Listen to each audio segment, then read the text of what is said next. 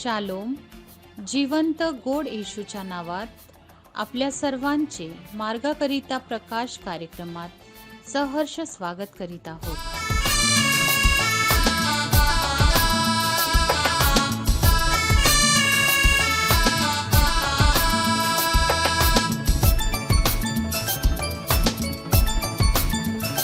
तुझ्या रक्ताने, तुझ्या रक्ताने, तुझ्या रक्ताने हे प्रभू ख्रिस्ता माझे तारण झाले आता, माझे तारण झाले आता.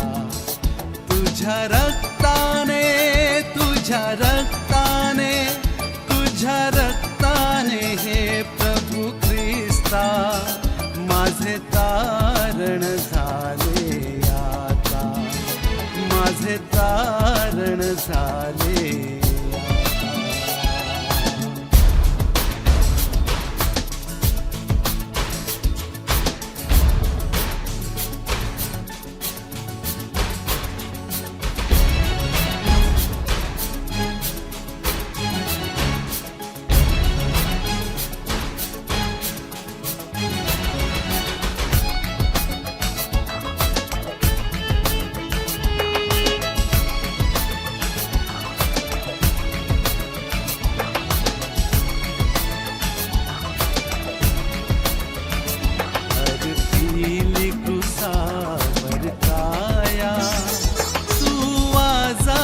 केलीस माया, अर्पिली क्रूसावर काया, तू आजाद केलीस माया.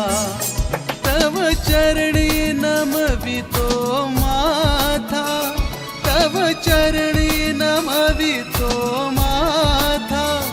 माझे तारण झाले आता, माझे तारण झाले आता.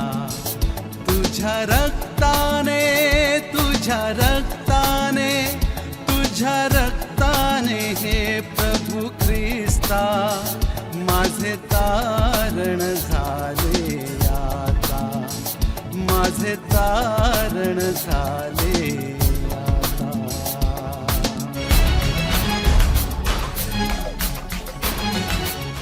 आजच्या मन्नाकरिता देवाचे वचन रोमकरास पत्र याचा 12वा अध्याय 4 ते 8 वचन. रोमकरास पत्र याचा 12 अध्याय 4 ते 8 वचन. कारण एका शरीरात आपले अनेक अवयव आहेत, तरी सर्व अवयवांचे कार्य एकच नसते. त्याचप्रमाणे आपण पुष्कळ अंग असून ख्रिस्तामध्ये एक शरीर व एकमेकांचे अवयव आहोत. देवाने दाखवलेल्या दयेनुसार आपणास निरनिराळी दाने आहेत. जर कोणाला देवाचा संदेश देण्याचे दान आहे, तर त्याने ते आपल्या विश्वासाच्या प्रमाणाने उपयोगात आणावे. जर कोणाला सेवेचा दान असेल, तर त्याने सेवेला वाहून घ्यावे. कोणाला शिक्षणाचे दान असेल, तर त्याने शिक्षणाला वाहून घ्यावे. कोणाला बोध करण्याचे दान असेल, तर त्याने बोध करण्यास वाहून घ्यावे. ज्याला दान धर्म देण्याचे दान असेल, त्याने ते सद्हेतूने द्यावे. ज्याला अधिकाराचे दान असेल, त्याने दक्षतेने ते काम करावे. ज्याला दयेचे दान असेल, त्याने आनंदाने दया करावी. प्रभू परमेश्वर या वाचलेल्या वचनाद्वारे आपला आजचा दिवस आशीर्वादित करू. प्रिय प्रभूच्या सर्वसमर्थी नावाला धन्यवाद असो की ही सुंदर वेळ आमच्या प्रिय प्रभूने आपणा सर्वांच्या आयुष्याला जोडली. आजच्या समयी वाचलेले शास्त्रभाग रोमकरास पत्र 12वा अध्याय वचन 4 ते 8 ही वचने. या वचनामध्ये पॉल मंडळीला समजवण्याकरिता शरीराचा उदाहरण सांगतो आहे. ज्या प्रकारे शरीरामध्ये अनेक अंग आहेत, पण ते सर्व शरीरात एक राहून आपलं कार्य करतात व शरीराची ते काळजी घेतात, शरीराची ते उन्नतीचं कारण बनतात. त्याचप्रमाणे पौल सांगतो, त्याचप्रमाणे ख्रिस्तात आपण एक आहोत व ख्रिस्ताच्या मंडळीत ठेवले गेले आहोत. मंडळीच्या उन्नतीकरिता पवित्रशास्त्र इपिस्करास त्याच्या 4 अध्याय आणि वचन 11 आणि 12 जर आपण त्या ठिकाणी वाचलं तर देवाचं वचन सांगते की प्रेषित, संदेष्टे, शिक्षक व अनेक प्रकारची 5 प्रकारची 5-fold मिनिस्ट्री त्या ठिकाणी देवाने ठेवलेली आहे मंडळीमध्ये. यासाठी वचन 12 सांगते, ते यासाठी की त्यांची पवित्र जनास सर्वांच्या कार्यकर्ता व ख्रिस्ताच्या शरीराची रचना पूर्णतेस नेण्याकरिता सिद्ध करावे.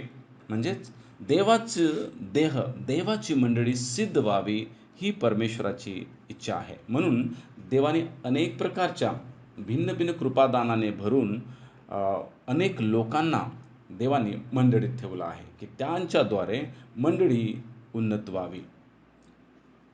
यासाठी की त्याद्वारे ख्रिस्ताचं शरीर उन्नत व्हावा. जर आपण इपिस्करास त्याचा 5 अध्याय आणि वचन 26-27 जर वाचलं तर त्या ठिकाणी देवाचं वचन आपल्याला सांगते की ना दाग ना सुरकुंदी किंवा अशा प्रकारे काहीही नसून पवित्र व निर्दोष अशी देवासमोर उभी करावी. म्हणजेच परमेश्वराने ही मंडळी देवासमोर निर्दोष आणि पवित्र अशी उपस्थित करण्याची जिम्मेदारी ही या मंडळीत ठेवलेल्या कृपादानाने भरलेल्या लोकांवर सोपलेली आहे. म्हणून मंडळीवर नेमले गेलेल्या कृपादानाने भरलेल्या त्या लोकांनी काय मंडळीसाठी आपले योगदान देत आहेत. जर योग्य योगदान जर आपण देत नाही तर मंडळी जी देवाला आवडणारी आहे तशी त्यासमोर आपण उपस्थित करू शकणार नाही. म्हणून काय आपणाला मिळालेल्या कृपादानाचं देवाच्या राज्याकरिता आपण आनंदाने उपयोग करतो की केवळ स्वतःच्या फायद्यासाठी. माझे प्रणव, अनेक ठिकाणी आपण केवळ आपला शो ऑफ करण्यासाठी किंवा स्वतःला खुश करण्यासाठी किंवा कोणाकडून तरी वाहवाही घेण्यासाठी किंवा अनेक प्रकारचे जे केवळ स्वतःला फायदा मिळवून देतील अशा प्रकारे आज मंडळीमध्ये सेवा चालू आहे. परंतु परमेश्वराची ही इच्छा नाही. परमेश्वराने कृपादानाने भरून त्या लोकांना मंडळीत याकरिता ठेवलेलं आहे की देवाची मंडळी सिद्ध व्हावी, देवाची मंडळी उन्नत व्हावी, देवाचं राज्य वाढलं जावा. काय माझे प्रणव, आम्ही त्या कामासाठी वापरले जात आहोत का? या प्रार्थना करू. प्रभू राजा, धन्यवाद या कृपादान जे तू आम्हाला दिलंस त्यांचा योग्य वापर आनंदाने करून तुझ्या मंडळीची प्रभू आम्ही उन्नती करावी असं तू आम्हाला सहाय्य कर. देवा धन्यवाद. प्रार्थना ऐकलीस प्रभू येशूच्या नावात, आमेन. घडले दर्शन प्रीतीचे, माथ्यावर क्रूस खांबाचे, तू प्राण दिला दीननाथा, तू प्राण दिला दीननाथा, माझे तारण झाले आता, माझे तारण झाले आता, तुझ्या रक्ताने, तुझ्या रक्ताने, तुझ्या रक्ताने हे प्रभू ख्रिस्ता, माझे तारण झाले आता, माझे तारण झाले आता, माझे तारण झाले आता, माझे त्याप्रमाणे तुमचा प्रकाश लोकांसमोर असा पडू द्या की त्यांनी तुमची सत्कर्मे पाहून तुमच्या स्वर्गातील पित्याचे गौरव करावे. आपल्या प्रार्थना विनंत्या कोणत्याही वेळेस विश्ववाणी प्रार्थना केंद्राला टोल फ्री नंबरद्वारे कळवू शकता. आमचा टोल फ्री नंबर 1-800-2700-333. आम्ही आपणासाठी या नंबरवर प्रार्थना करण्यास उपलब्ध आहोत. धन्यवाद.